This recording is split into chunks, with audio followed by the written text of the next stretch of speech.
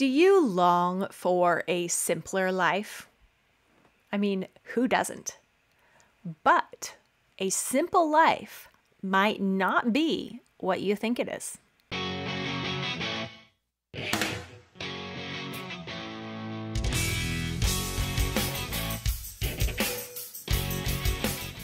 Hi, I'm Mystie Winckler, and you found the Simply Convivial podcast, short but meaty focus sessions helping you banish overwhelm and perfectionism so you can manage family life cheerfully and competently.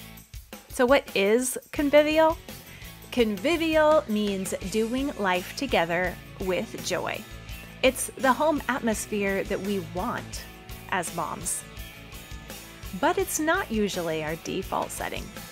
As moms, we are the atmosphere of our homes. So let's choose joy and become the convivial tone that we want in our home. In addition to writing and podcasting at simplyconvivial.com, I'm author of the book, The Convivial Homeschool, Gospel Encouragement for Keeping Your Sanity While Living and Learning Alongside Your Kids. I'm here to help you organize your attitude and dig into the good work that God has called you to do. I'm so glad that you've joined me today. So let's talk today about living the simple life and what that really entails. Because simplicity and minimalism are not synonyms. They're not the same thing, although we often treat them as such. Getting rid of everything is not actually simplifying your life. Our material situation, the stuff in our home, is not really what contributes most to our emotional and mental load. But a simple life is a good thing, so let's talk about what that really means. Grab a basket of laundry to fold while you listen, and let's dig in.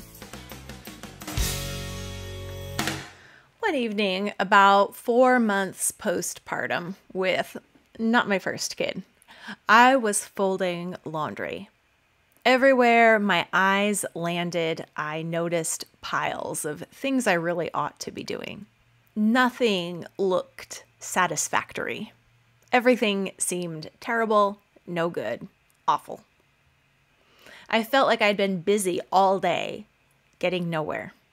And I indulged that story, replaying it over and over in my mind with each towel that I folded. And a towel I'd probably be washing again tomorrow. I sighed and commented to my husband, I am so behind. I'm doing a terrible job. Everything is a disaster. He looked at me like he didn't understand what I was saying. He says, what do you mean? You're doing fine. Everything seems like mostly normal to me. And instead of taking this as the encouragement that it was intended to be, my internal negative story spun that right into the narrative. I twisted it into a story of the house has just always been a disaster, and I was fooling myself that I'd ever made any progress at all. The house has always been this bad, always will be this bad, and my husband's just used to it. He doesn't even expect me to do better than this. This is just my level. A few days after this, I was texting with a friend who lived out of state. I told her how discouraged I felt about the housework that never went away. I commented, it's not like I have baby blues or anything, and I don't even remember what justification I had at the time because the next thing she said was, how do you know that you don't have baby blues? Because I'm not the kind of person who has that. That's how. Of course, there was the fact that my baby never slept more than 2 hours together. Baby blues, sleep deprivation, whatever you want to call it. Maybe it's possible my mental and emotional state was not actually rational at the time.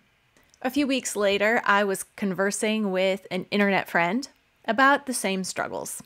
She told me to focus on building a livable life, a life I enjoyed living.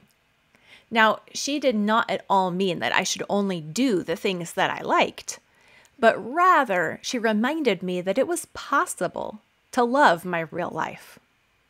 A livable life is one where I stop fussing and I start focusing and stop trying to reach some final destination in this life, in my house. One where I give up selfish indulgence that keeps me stuck and brush away the cobwebs of false expectations. At that point for me, a livable life meant getting outside for exercise, starting with the daily basics instead of trying to start deep clean projects, and prioritizing sleep so that I could be an attentive mother. Each season, and sometimes literally and not only metaphorically, requires adjustment and reevaluation of the steps necessary for a livable family life. What's holding you back from a livable life is not that you have too much stuff. When we think of simple living or a livable life, we tend to conjure up pictures of bright white kitchens, uncluttered living rooms, and slow days. To achieve simplicity, we think we have to remove or replace everything in our life and our home to make it worthy to go viral on Instagram. But that's not real-world simple living. Living simply means that you have focus and direction, that all elements of your life cohere around a single-minded focus. All that you do moves your primary mission forward.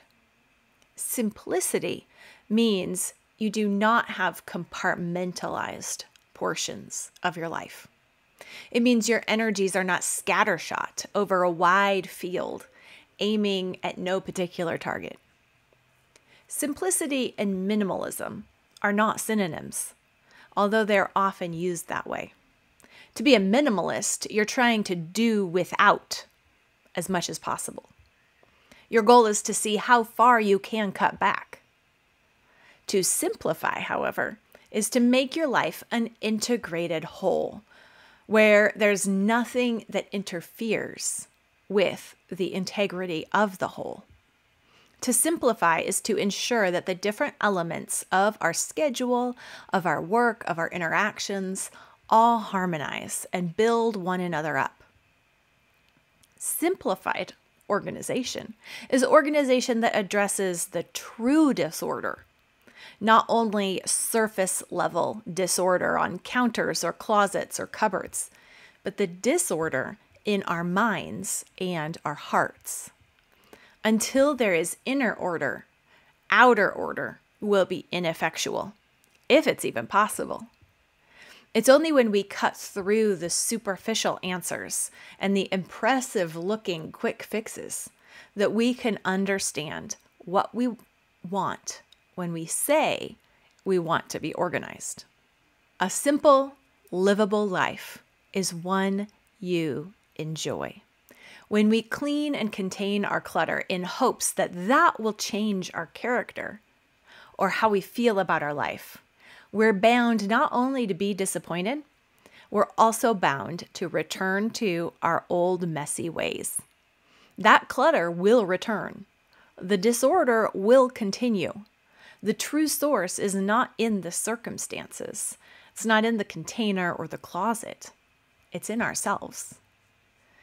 In my own boom and bust pattern that I used to live in, I would go all out and clean the whole house, top to bottom, in a mad frenzy.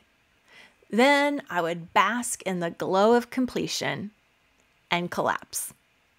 I repeated the process when the chaos once again became too terrible to put up with anymore. That's not integrity, and that's not simple living. But the solution was not to get rid of all the stuff in my house so that I wouldn't have anything left to clean, tempting as that thought often was. The real solution was to change my attitude about the work, to see the significance of it, and to apply myself with faithfulness to my duties. When we simplify organization and build a livable life, we cut to the heart first and realize that stuff management is a way that we extend blessing to others and ourselves. It's not a thing that gives blessing itself. It's not pixie dust that makes everything better. Rather, it's a tool, a way of life that is consistent with our character. Once our attitude, our character, our mindset have been ordered to truth. So the first thing we need to do is to start by thinking of homemaking as a vocation. The word vocation comes from Latin vocare, which means to call. Often vocation is used as a synonym for one's career, but within Christian thought over centuries, it also carries connotations of duties that God has given in any realm of life. The key to the concept of vocation or calling is that it comes from outside of you. You don't call yourself. You're not accountable to yourself. God calls you. You are accountable to God and have duties before Him. As a vocation, the work of homemaking is a responsibility, a duty, which means that it determines what ends up on our calendar, what ends up on our to-do lists, and what ends up taking our attention and energy each day. To call homemaking a vocation is to remember that we do not determine what our own mission is or our own destiny. We're not here to make life go the way we would like it to go in accordance to our ideas or pleasure. Vocation directs us to have open-handed trust and purposeful direction. Thinking of our homemaking as a vocation will help us build a livable life because it will help us remember that the point of being organized is simply to be prepared. Organization isn't about controlling what happens because we can't.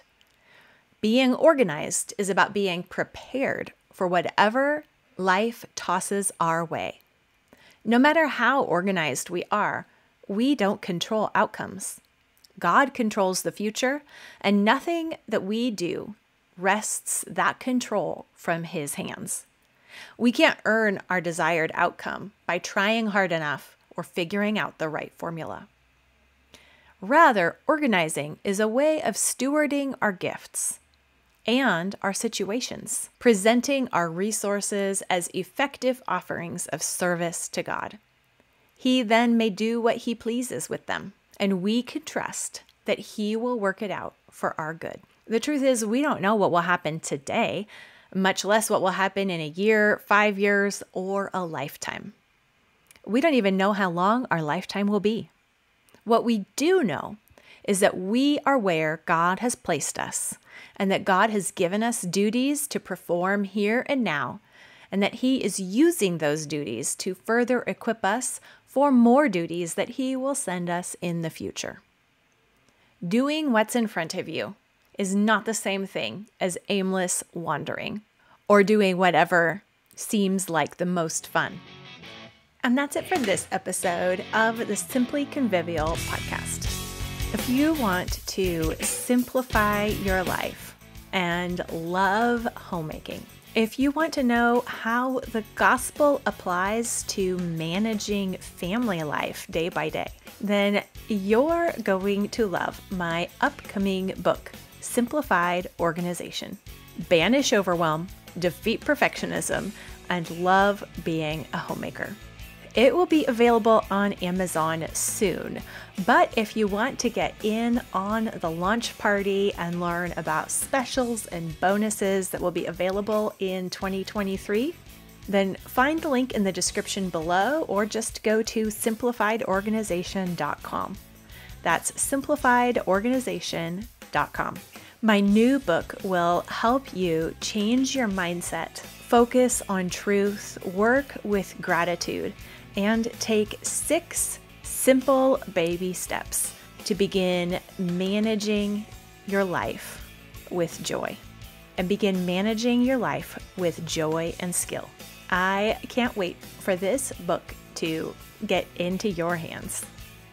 The whole goal of the book is to help you in your home to repent, rejoice, repeat.